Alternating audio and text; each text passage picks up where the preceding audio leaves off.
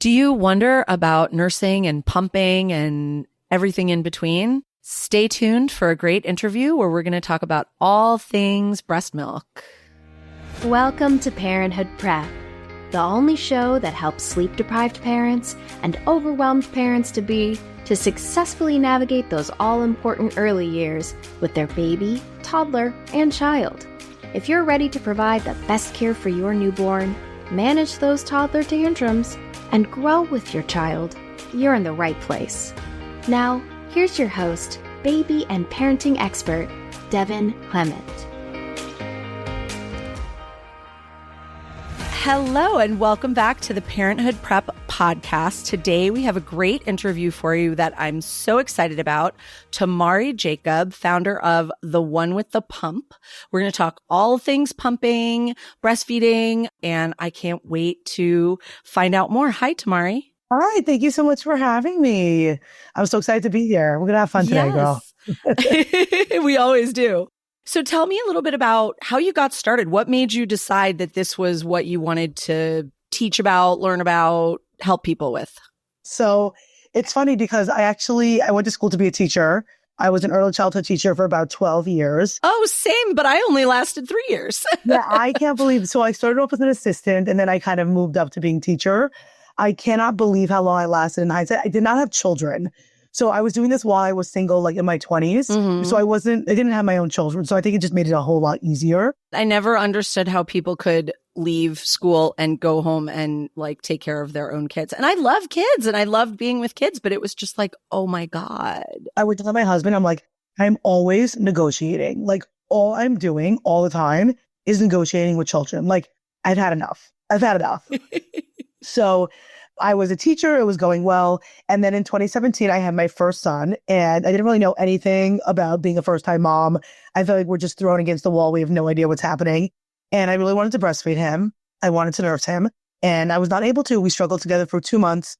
It did not work. I ended up exclusively pumping, which means that I just pumped directly into bottles, gave him the bottles. So he had my breast milk. Sure. But he wasn't nursing from me. And I feel like that happens a lot. I hear that from a lot of not necessarily clients that we work with because we're, able to help them with nursing, but people who call us about their second and say, oh, with my first, I ended up just pumping because things didn't work out with nursing. And I always feel like if they had a little bit better support or this or that, then maybe it would have gone differently. Not that there's anything wrong with pumping, and that's what we're here to talk about, but it's not always necessarily the first choice. People don't usually choose it. The majority of people that do choose to exclusively pump are people that are very organized and they want to give their baby breast milk. Not that you can't be organized and nurse, but they're organized, and it's just very type A. They need to know exactly how much their baby's eating. Yeah. They can't deal with okay, maybe they got this amount. They can't deal with all that, but they really want their baby to have breast milk. Totally. So those people are the people that choose it. It is becoming more common because, moms are working now and half the time working moms can only nurse their baby 1 or 2 times a day anyways. So for a lot of people, it actually is going in that direction. But on the other hand, a lot of moms are trying kind of both ends. I do find that a lot of moms that do it are, I call it forced into it because that kind of is what it is for a lot of moms where we really want to latch, but the baby does not agree with our plan. And we end up having to exclusively pump. So I call it being forced into exclusive pumping, which is really difficult and really stressful. But if you know what you're doing, it'll be a lot easier. So I was basically forced to do exclusive pumping with my son in 2017. We did it for 10 months and it kind of worked out. And then with my daughter in 2020, I was like, no, this one I really, really want to nurse. I really want this one to work out. And I ended up having her March of 2020, which I don't know if you guys remember, it was also a worldwide pandemic. So I was going to say, that's ringing some bells. Where was I? Exactly. The thing is about March 2020, guys, is that we were in the beginning. There was no Zoom yet. No one was Zooming. No one was doing any of those things. Yeah. It's not like now where we have it down pat. So no one was able to come to my house. I couldn't Zoom anyone. So I ended up just going ahead and exclusively pumping for a second time. And a couple of my friends had babies at the same time. And I went ahead and I was really good at pumping, I guess, because I'd done it with my son. I just kind of knew what I was doing. Sure. And they were would come ask me questions. And I was like, oh, maybe I maybe I kind of know what I'm doing here. Yeah. And I just started throwing it onto an Instagram. And then after the Instagram, I was like, maybe I should just do consults and maybe I should make a course. And one thing led to the next. And 2023, I was able to leave teaching full time and run One with the Pump. And I have never looked back and never been happier. That's amazing. And it's so needed. Like there's so many resources out there for breastfeeding and there's not a lot for pumping. Yeah, there's a lot for nursing and there's really it's becoming a little more again with the working moms, but it's nothing compared. Like when I got my certification, there was almost nothing about pumping. Like a majority of the stuff that I have a license, but the majority of the stuff that I talk about is things that I've tested, I've done, I've seen with other moms. Yeah. It wasn't in a course that I took. It was from life experience that really works. Totally. And I think that's where it's easy to learn about something academically, but when you're actually doing it in the day to day, it makes such a big difference. And that's why for me, even though I don't have my own children, I have been a full-time postpartum doula, newborn care specialist. Before that, I was a nanny and we're there every day. So, the lactation consultant comes in and says, okay, ideally you'll do XYZ, put the baby on the breast every 2 hours or put the twins both on the breast every 2 hours around the clock. And I'm like, that's just not realistic. Yeah. Or the pediatrician says, oh, here's how to sleep train or here's how to do this or here's how to do that. But they're not here with you. They're not doing it in the day to day. So right. It can be really difficult. And it's, again, thankfully, as the time goes on, it actually is getting better and people are getting more with it.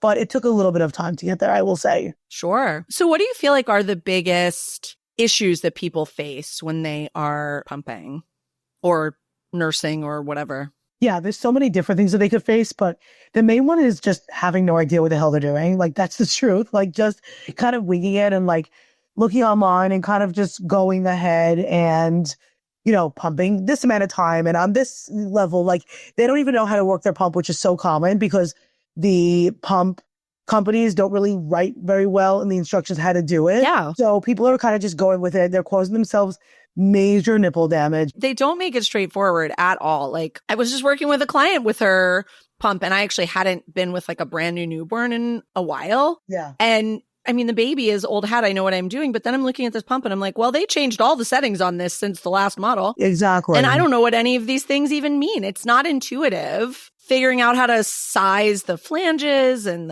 It's not. Yeah, it's really, really not intuitive at all. No. And even lactation consultants that specialize in nursing really half the time have no idea what they're talking about when it comes to pumps too, because it is different and you have to stay with the times. Especially now, every year, there are more pumps and more things and more this. And if you're not staying on top of it, then you are not able to help the moms. Totally. So you really have to know, you can't even imagine, I even imagine how many pumps I have in my room. Because every single time, I always feel I'm always trying to organize my house and declutter this, that. And it's just I'm getting literally new products every single week because every single pump company is coming out with a new pump, which is great. I'm happy that we're, helping the moms. Yeah. But you have to really stay on top of it. And it's taken a while. Yeah. I've been doing this job for so long. And especially now that I'm not with clients as frequently, babies haven't changed in thousands of years. Babies are the same. I could take care of a baby any day of the week. But I walk in and I'm like, what's this boo-boo baba product that I've never seen before? Exactly. This pump is totally different from what I'm used to. Now you have the ones that attach that you just wear them in your bra and you just walk around with them. And there's 6 new ones of that every week. And I'm just I cannot stay on top of it. It's fun for me. I personally love it, but that's why I do it. I think some of it is overkill and I think some of it is incredible.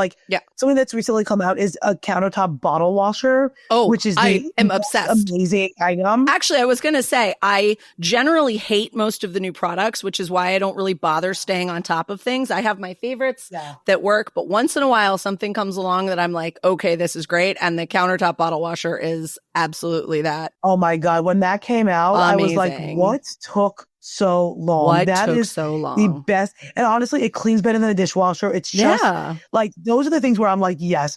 Also, I do like that the pumps now are getting smaller. I'm not even talking about the ones that are wearable that go in your bra with no wires or tubings. Those are a lot of times not sufficient enough to be a full-time pump. It's kind of like a 1 or 2 time a day kind of thing. But the other ones, they're all getting smaller, which is great. The batteries are lasting longer. Pump companies are realizing that if you have a model that's And there honestly is, like, the Medela company, they were the OG company, but they have not pulled it together with the times. I say that openly, like I want them to, Yeah. but they're still having a pump that needs to be attached to the wall, doesn't have a timer on it. I'm like, if you're not keeping up, no one's going to buy you anymore. I mean, honestly, I think they're making all their money from the hospitals, though, because they do the hospital grade, right? So they probably don't even care as much about the home pump market. Exactly. Every single hospital has a Medela. So yes. Because I will say back in the day, I mean, I've been doing this since 2009. It was all Medela all the time. That's what everybody had. Either you rented the hospital grade or you had the regular one or you had like the chargeable one that didn't really work very well. Like I would always sort of caution people, like, this is not your full-time pump. This is not powerful enough. But if you need it for you're in the car or whatever, do it. Right. And then, yeah, I mean, I would say the last like 8+ years, it's been all Spectra. That's all I see. Everybody has the Spectra. Yeah, they're really great. I love them. I say that they're a little big. They're like a kettlebell. They're like very, very big, but the actual pump is fantastic. Yeah. And now the pumpables and the Baby Buddha are really the current most popular ones that are just great. They're not available through all insurances yet. What are those? Is the pumpables the wearable one? There's a few different brands of that, right? No, so those are not. So those have like regular phalanges, and those, you use those. They're not wearable, but they're great. I mean, it's like just a smaller version of a Spectra. So it's like a really good primary pump that you can wear all the time, that you can use all the time, but it's much smaller. So it's the size of like a red Solo cup, I think. I don't know what I give my head. Yeah. Yeah. The Baby Buddha I've heard of. Yeah, that one's great. It's a little strong. I mean, it's very, very strong. So you can definitely cause nipple damage on yourself if you don't know how to use it. The main thing, guys, that you want to know how to use a pump. Sure. But it's hard because people will go to like their sister-in-law or their cousin and they'll be like, oh, which pump did you get? And everyone has different needs and everyone has different wants. So it's really important to do the research for yourself, not just get what your sister's getting. Totally. And everyone has different anatomy and different way, supply. And exactly. I always say, like, don't make it your gospel what worked for one person with one baby. Exactly. Just like there could have just been a great situation. Yeah. And it's not always like that. 100%. So you've mentioned nipple damage, and I know that's a big concern. What would you say is like the biggest thing that's causing that, and what can people do to kind of ease that or avoid that? Are they going too strong, too long? Yeah, I mean, it could be a little bit of everything. You really want to make sure the flange, that's like the plastic, this cone piece that goes on your nipples, on your breasts, you want those come in sizes, which I did not know, by the way. I was just like, oh, this has a number on it. Is this a size? Well, they used to not really. Like, I mean, they did, but you just got the ones that came with the pump and you used those and you just dealt with it. Right. So now the problem is that most pumps come with a 24 and a 28, and most moms are like a 17 or a 19. So I always say that it's as if you're wearing a size 10 shoe when you're a size 6. You're not going to be able to walk effectively. You're going to hurt yourself. Like, you have to be very careful about it. So you definitely want to watch out. You definitely want to make sure that you're having the correct phalange size. You can download, like I have a free ruler that you can download, and you could do it by yourself.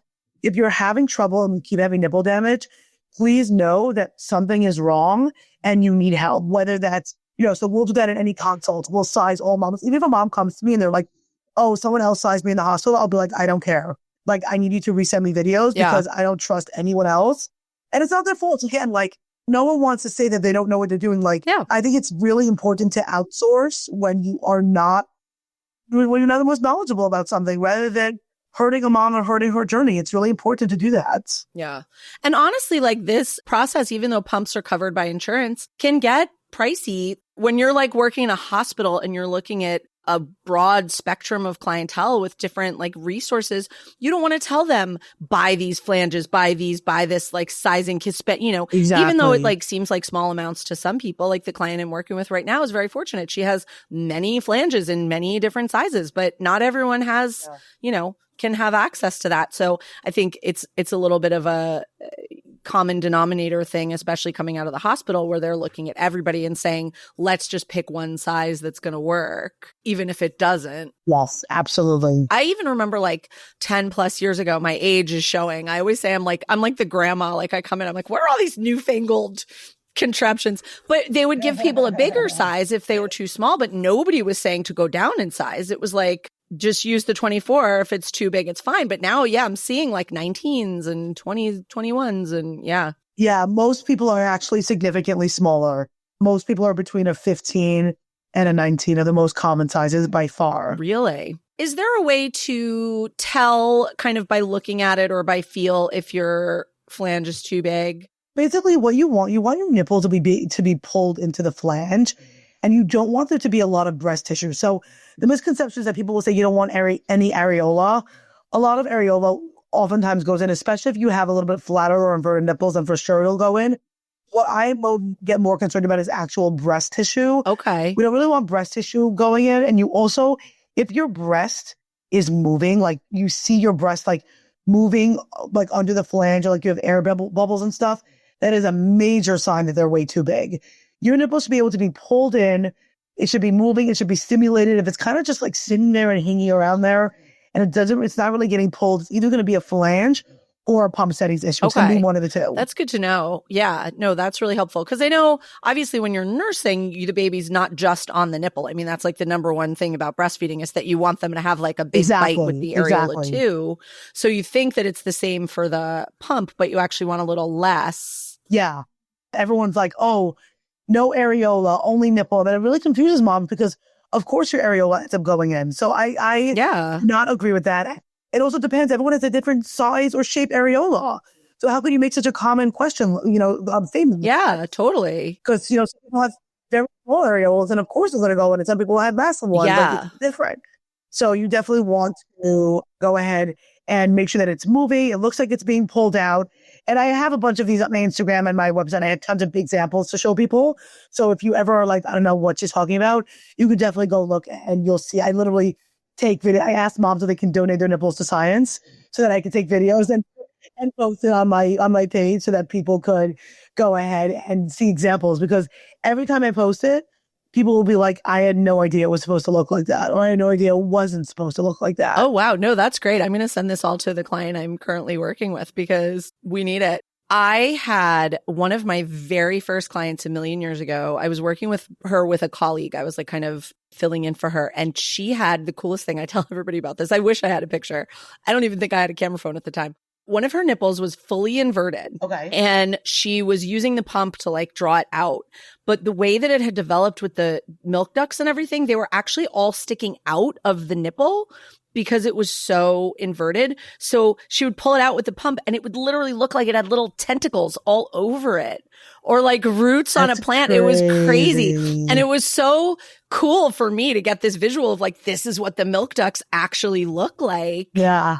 It was nuts. So when you said like science, I was like, oh my God. That's actually really cool. If I was working with her now, I would be like, let me get a video of that. I have to show all my colleagues. Exactly. It's crazy. And as far as I've talked to colleagues and stuff, nobody's ever seen that. I've never seen that either. It was really cool. Because when you're going into it, especially like just not knowing as a first time mom, you think that it's like a bottle, that there's one hole, that the milk comes out and that's it. You don't realize that it's coming out all over the place and that the stimulation actually doesn't happen at like the tip. It happens behind and exactly all that stuff. So obviously, people are exclusively pumping, but people are also kind of combo feeding, especially if they're back to work and they're working outside of the home.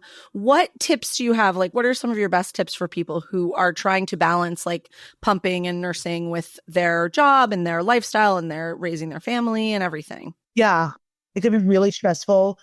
I just had a consult this morning actually with a mom who's in school, and she told me, she was like, I'm trying to pump. She goes, I'm having such a negative experience with it.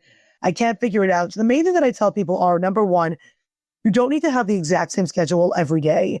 Think about a nursing baby. Oftentimes, unless you're like a very like type A mom, your baby's eating whatever they're eating usually. Sometimes it's every 2 hours, sometimes it's every 3 hours. So it could be the same thing with pumping. The main thing is that you want to try to not go more than 3 to 4 hours tops. So even if, it's a different time every day because you have a different schedule every day, don't stress about that. Just do your best to make sure that you are emptying, about every 3 hours in the beginning, and then it can go up to every 4 hours once you're after 3 months postpartum. So that's the main thing that I tell moms, is that because they're very stressed about trying to stay on schedule. And I'm like, you don't need to do that. Yeah. The second thing is that this is where like anytime that you could pump with a regular pump, it would be amazing. However, this is where a wearable pump could be really, really helpful. One of those pumps that you could just stick inside your bra. They always say they don't work 100%, and it's really important that moms know that. For most moms, they do not 100% empty you. They do it maybe like 60 to 80%, which is really important to note so you don't use them too often.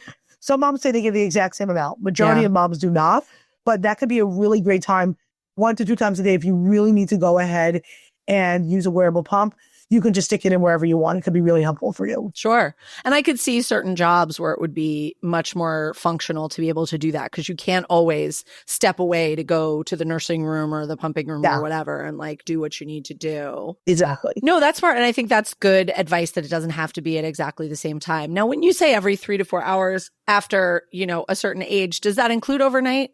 Tell me no.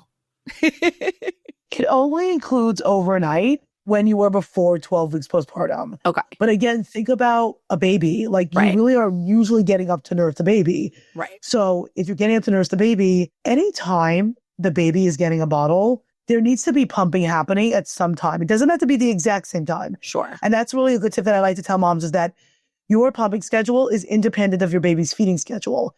You need to pump every 3 hours. Your baby needs to eat whenever your baby's hungry, which ends up also being every 3 hours, but it doesn't have to be at the same time. Moms will stress to try to get their baby feeding from a bottle the exact same time that they're pumping. And that's really, really stressful. If anything, I say, what you want to do is feed the baby a bottle, settle the baby, get the baby to sleep.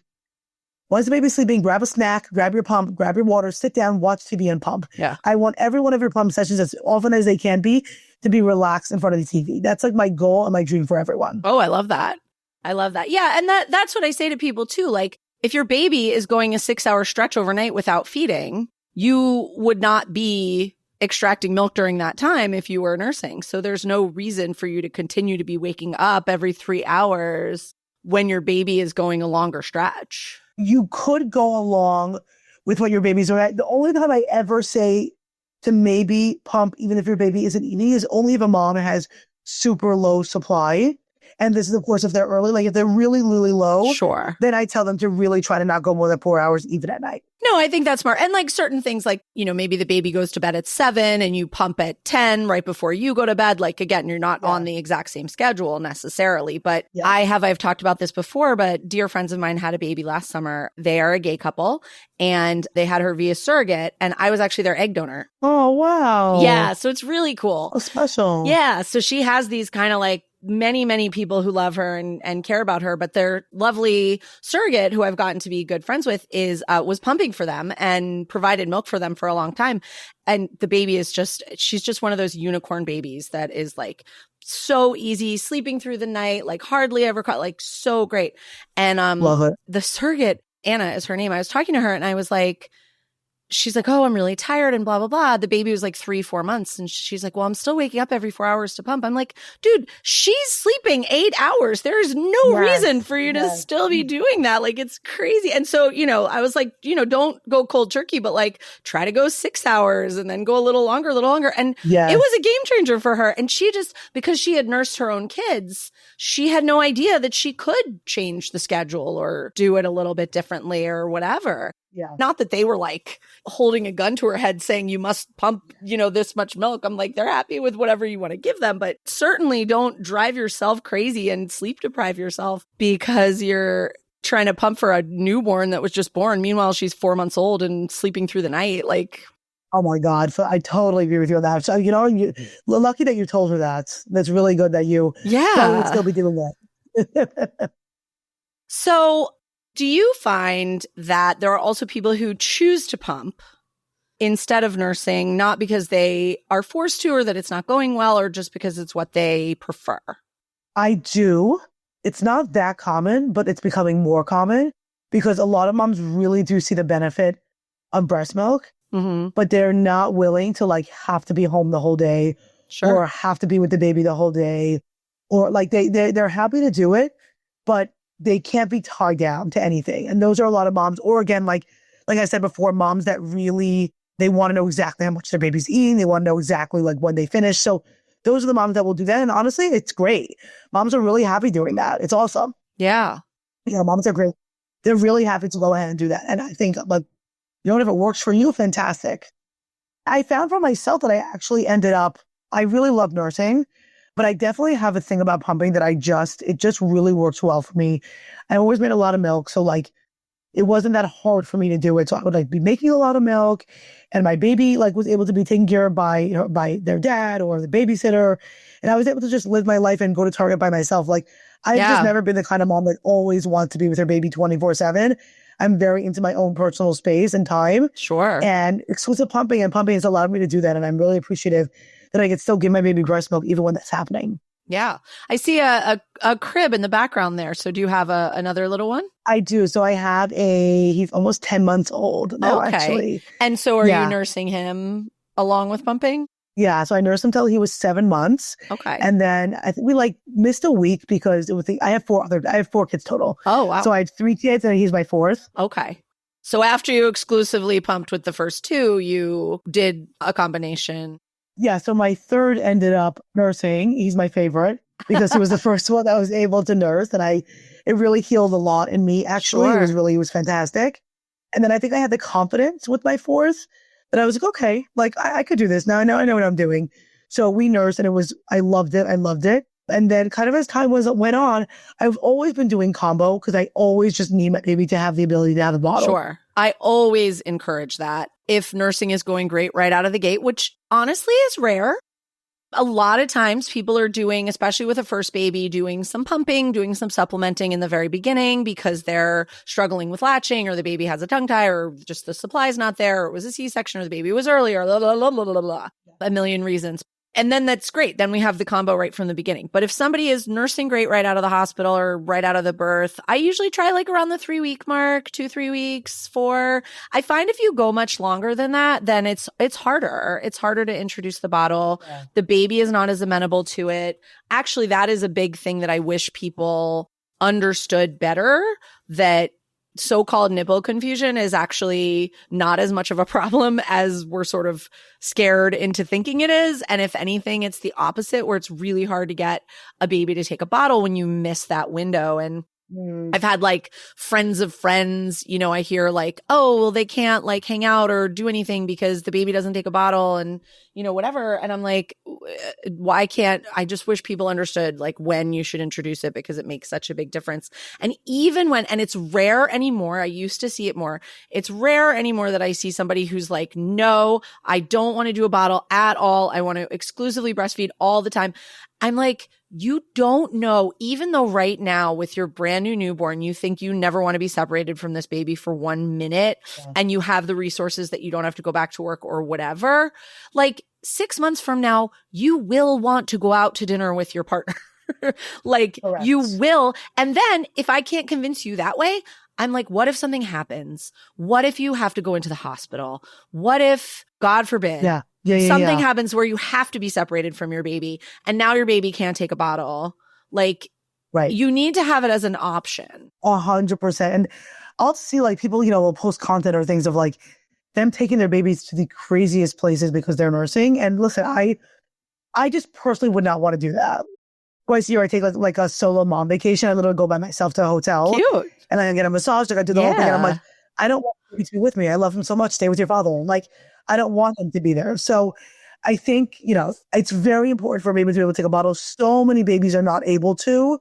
Again, like a lot of people, especially if they're working from home where they're not working, they're like, what's the difference? And for a lot of people, I guess it doesn't really make a difference. Hopefully nothing will happen. Well, the other thing I see is that they're like, well, we tried a bottle, at 5 weeks and she took it and now she's 4 months and she had that one bottle that one time. So I think she probably would take it again. No. And now they're going back to work and they're like, oh crap, my baby doesn't want to take a bottle.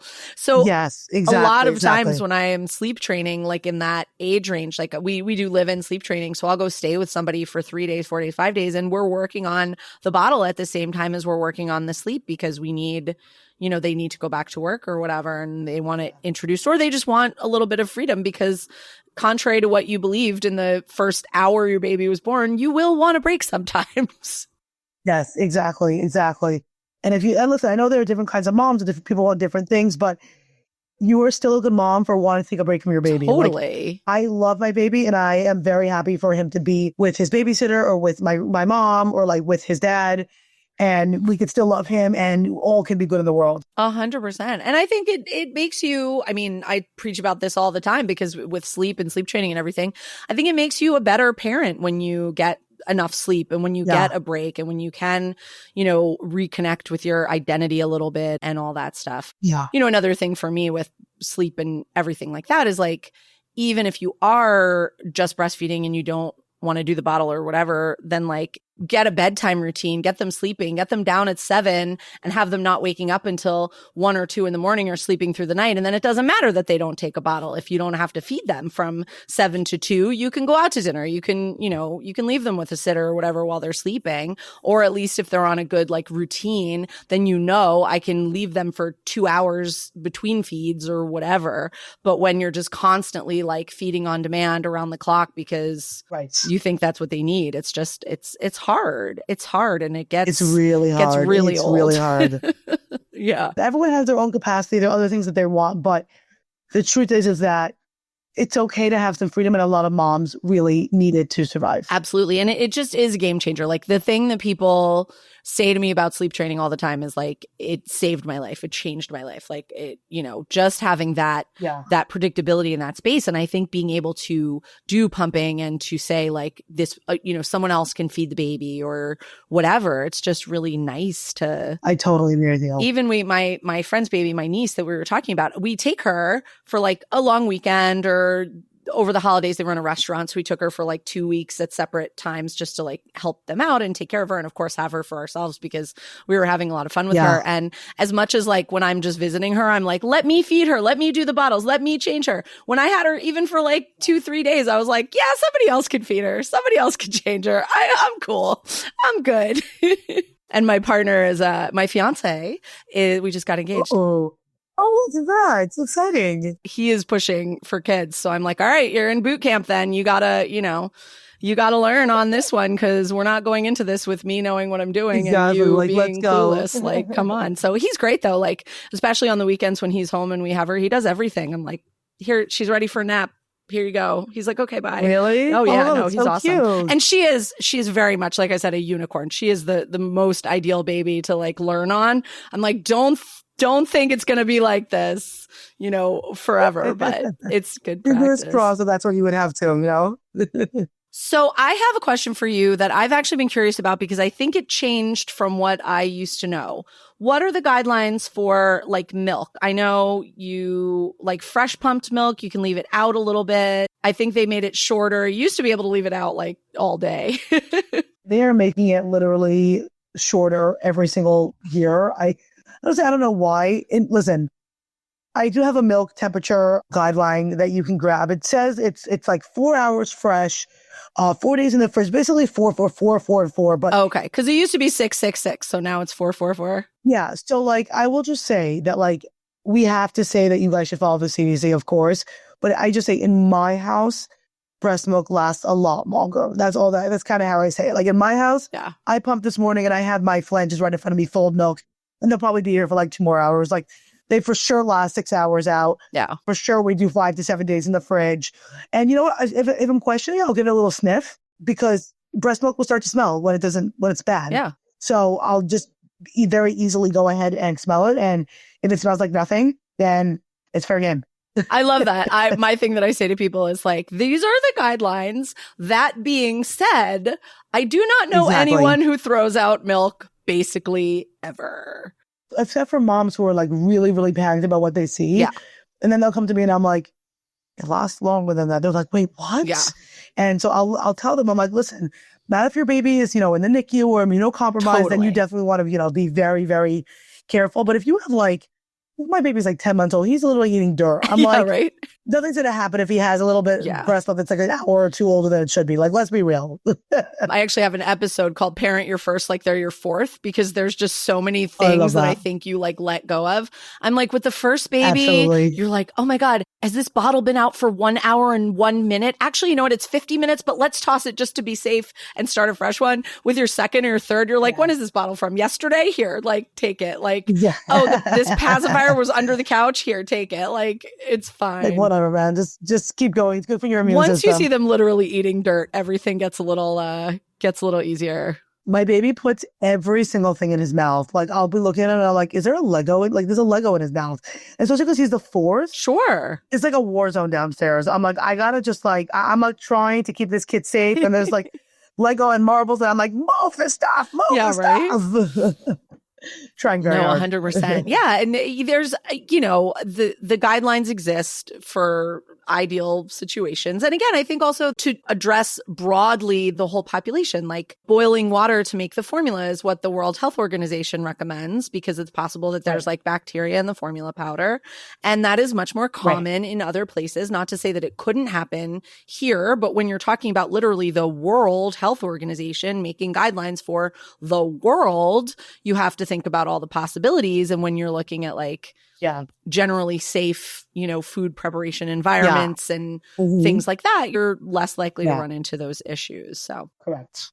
So that's something that I usually will tell moms too. Like the milk doesn't have to be the perfect temperature. So if you pumped a couple of hours ago, just let it sit and make that be their next feed. Don't worry about it. Yeah.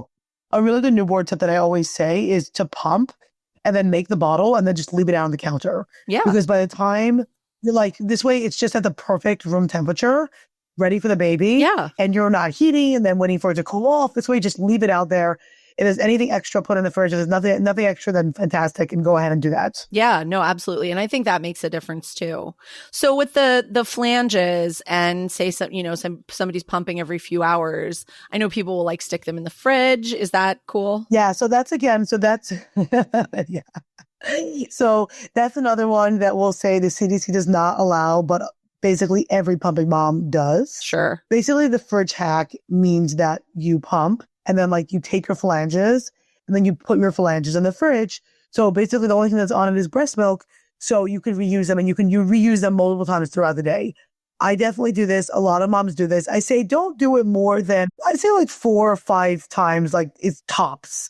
Listen, with my first kid, I think I did it like 24 hours. Now, I think in my 30s, I'm just getting a little bit more like things are gross or, I want to be a little bit more careful. Sure. So I just try to do it like a couple of times, 2 or 3, and kind of leave it at that. I always say that because at one time I heard someone tell me that they did it for a whole week. And I was like, that's concerning. Not sanitary. Like, that's not sanitary. No. So that's why the CDC has their guidelines to stop people from doing things like that. Right. So I'm saying very clear, like, 4 times is really the max that I would go. And again, also if your baby's in the NICU or immunocompromised, you want to really be following exactly what the CDC says. These are for babies that are, a little bit more sticky hands on them and things like that. Totally. That was part of it too, what I said, like your first baby, you're so cautious about germs and everything else, but then you have your second and you have a 3-year-old coming from preschool coughing directly on the newborn's face. And you're like, well, oh my God, back up on my kid, please. Okay, so if you had one thing, and you can have 2 if you need it, that you could tell an expecting parent who was planning to breastfeed or wanting to pump that you wish that they like understood, what would that be? That a lot of your success is going to be based on genetics, which I feel like is not talked about enough. So you have to have the right schedule and phalange and pump, and your baby needs to be able to, empty effectively if that's what you're doing. But me and another mom could have a baby at the exact same time, do exactly the same things, and have completely different milk supplies.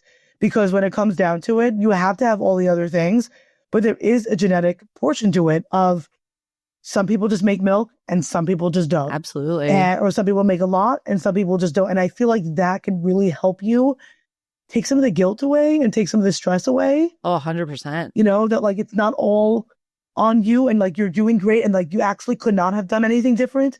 You did exactly what you were supposed to do. And, your body just doesn't make as much milk as other people. And you have other wonderful qualities about you is what I always say. I love that. No, that's so important. One thing I will say that I love is that in the past some number of years, I haven't really been tracking, but when I'm talking to a potential client for postpartum services, I say, are you planning to breastfeed? If they're pregnant and obviously not like, using a surrogate or whatever, are you planning to breastfeed? And a long time ago, they were either like, oh yes, it's really important to me. I really want to do it. And like not saying the quiet part out loud, which is like my whole value in myself as a mother is dependent on whether this goes well or not. Or it was the opposite where they were like, no, and this was more rare, but like, no, I had like a bad experience with my first, or I just don't want to, or for whatever reason, I'm not doing it. And I really don't want to be judged. I'm like, oh my God, I would never. Yeah. Honestly, I say all the time that I think breastfeeding is great and breast milk is a great thing to feed your baby. But when I'm there for the night, give me the formula. I'm thrilled. I would never discourage anybody from nursing, but when somebody's like, oh, we're using formula, I'm like, yes. Yeah. Anyway, or pumping. Honestly, pumping is great too. 100%. And that's where pumping comes in so beautifully. Where, first of all, you could totally get formula. That's totally fine. For me, I made tons of milk and I'm just like, someone else feed this baby at night. I'm sipping this milk in the fridge. Enjoy. And like, we were able to kind of have that. Yeah. But more recently, I would say it was pre-pandemic. What I'm getting nearly 100% of the time is I'm going to give it a try. I'm going to see how it goes. If it goes great, great. If it doesn't, I'm fine to do whatever. And I think, exactly, in a sort of a funny way, having that attitude leads you to more meeting your goals and getting to nursing and getting to do what you want to do, because you're not spiraling if you have to give the baby a little supplement or, if you have to pump for a little while and then go back to nursing or whatever. Like, you're just more like, okay, cool. This is what we're doing. Yes. And I think a lot of people either just don't want to, and for a long time were afraid to say it, or started out doing it and then kind of thought they would like it and didn't. And then you sort of get judged if you say that. Right. But then on the flip side too, I've talked to a lot of moms who weren't planning to like it. And then they started and it went well and it was smooth. And they were like, oh, this is great. I do like it. So, you kind of never know how you're going to feel until you're actually in the situation. But I just love that people are not going into it with this, like, if it doesn't go exactly the way I think, then I'm going to hate myself. 100%. And whenever I have a prenatal session with moms, I'm like, listen, this is what you should do in all of these scenarios. You could have this baby and absolutely nothing, like, it could be completely different from what you expected. And sometimes in a good way and sometimes in a bad way. Yeah. Sometimes it's like, I remember for me, like for my third, I was preparing for the worst. I was like, no, there's no way. Actually, for my third, remember I had been forced into pumping for my first two. The lactation consultant came in and she was like, let me just show you what to do. And I was like, no, I'm exclusively pumping. I'm not doing this. And she was like, well, do you want to just try? And I was like, no, I really don't want to. And then I don't know why. I guess she was very sweet. And I always remember her because I just saw her again in the hospital with my last baby. And I told her, I was like, you changed everything for me, because I was like, no, I'm not going to do it. Wow. I was like, yeah, I'm scared. I didn't say I'm scared. I think I didn't want to be disappointed again. Sure. That a third one of my babies couldn't latch. So I was like, no, I'm not even going to try. And she was like, let me just, and I guess I could tell there was something different about her. She wasn't like one of those, I always say, lactation consultants in the hospital they just stare so many moms off. It's so unfortunate, but she was phenomenal. And I guess I could tell that she was different. So I let her help me and he latched. Yeah. He just latched on. And we had like this most beautiful nursing journey that I was so not expecting. And it ended up so wonderful. That's and it totally amazing. changed. Like, it really it healed me. It healed a lot of me, being able to have that beautiful relationship with him. I love that. And great. I think in helping your clients, obviously having all that experience pumping, but also being able to do the combo and being able to speak to sort of all of it. It was so incredibly helpful being able to do that, like 100%, because I also found myself very triggered before them. Like, I never nursed, so I knew what I knew, but it wasn't on personal experience. So finally I was able, and I think other nursing moms probably felt the same way. Like, you never nursed, like, how are you going to, so now that I nursed two of my kids and exclusively pump for two of my kids, I really feel like I'm very well-rounded in that way to empathize and sympathize and give you the information that you really need. And just having experience with 4 different kids, because even though they're related, they are wildly different, I'm sure. Oh, yeah, that's for sure.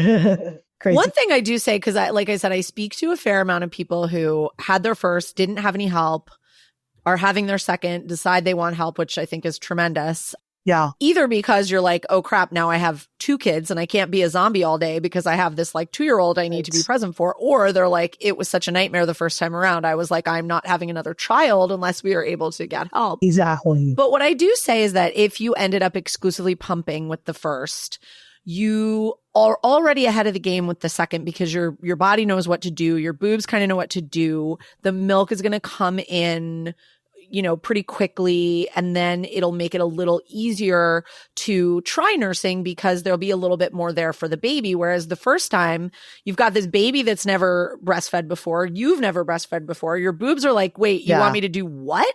Totally. I guess I'll try, but I don't know, And then everybody's kind of lost and confused and you kind of lose the plot before anything really happens. But then you have the second and you're like, okay, I know I can produce. My boobs are already making milk. You're probably leaking before you even give birth. Yeah. And then you put the baby on and they're like, ooh, milk, this is great. Yes. 100%. Yeah. So it's sometimes easier the second time, the third time, just because you have a little bit more experience. When you're a first-time mom, I remember I always think I didn't even know how to hold him to nurse. Yeah. I literally didn't even know how to put him in that position. And yes, you see what you see on TV or you see your other friends, but you didn't know how to hold him full stop, nursing or not. I was 25 years old. I was like, what's going on here?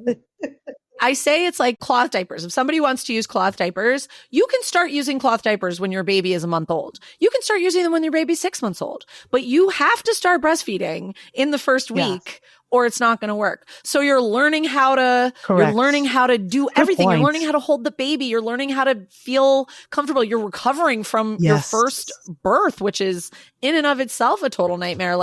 I wish you could just put a pin in it and say, okay, I'm going to breastfeed week 2. I can't handle this right now. Yeah, even week 2, so many people come back to me 2 months later. They're like, I really have a lot of regrets. I really wish that I did it. Is it too late to relactate? And I'll say, listen, you could do it. Yeah. It's a ton of work. It's even more work than it would have been in the beginning. And it's also not rewarding work because you're basically pumping around the clock with nothing coming out for a month. And that's a lot. That's a lot. Totally. Well, relactating is very hard. But one thing I do see is people who pump for a couple months, a couple weeks, they can get the baby to the breast. Not always, but it's not impossible. It's hard, but it's not impossible. You've seen it? Oh, I've absolutely seen it. And something that is funny that I've seen multiple times is somewhere around the 12-week mark, they sort of just do it.